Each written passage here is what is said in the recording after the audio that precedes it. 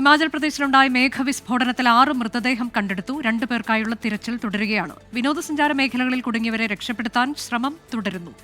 വിനീത V G വിവരങ്ങളുമായി. വിനീത, ഏറ്റവും പുതിയ വിശദാംശം എന്താണ്?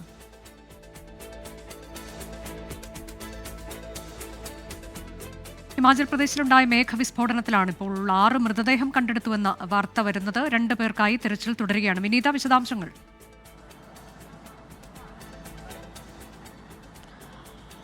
അനുജ, ഹിമാചലിൽ ഉണ്ടായ മേഘവിസ്ഫോടനത്തിലാണ് 6 പേരുടെ മൃതദേഹങ്ങൾ കൂടി ഇപ്പോൾ കണ്ടെടുത്തിരിക്കുന്നത്. ഇതിൽ 2 പേരുടെ മൃതദേഹങ്ങൾ കഴിഞ്ഞ ദിവസം കണ്ടെത്തിയിട്ടുണ്ടായിരുന്നു. ഒപ്പം തന്നെ 2 പേർക്കായി ആ മേഖലയിൽ ഇപ്പോഴും തിരച്ചിൽ തുടരുന്നു എന്ന വിവരമാണ് നമുക്ക് ലഭ്യമാവുന്നത്. തുടർച്ചയായ 3-ാം ദിനമാണ് ഇപ്പോൾ ഹിമാചൽ പ്രദേശിൽ ഈ മേഘവിസ്ഫോടനവുമായി ബന്ധപ്പെട്ട ഈ അപകടമുണ്ടാവുകയും പിന്നീട് അതിൽ ഇപ്പോൾ തിരച്ചിൽ പുരോഗമിക്കുകയും ചെയ്യുന്നത്. ഉത്തരേന്ത്യയിൽ അതിശക്തമായിട്ടുള്ള മഴ വരും മണിക്കൂറുകളിലും ഉണ്ടാകുമെന്നാണ് ഇപ്പോൾ കാലാവസ്ഥാ നിരീക്ഷണ കേന്ദ്രം നൽകുന്ന മുന്നറിയിപ്പ്. ഇതുവരെ ഉത്തരേന്ത്യയിലുണ്ടായ മഴക്കെടുതിയിൽ 13 മരണമാണ് ഇതിനോടകം റിപ്പോർട്ട് ചെയ്തിരിക്കുന്നത്.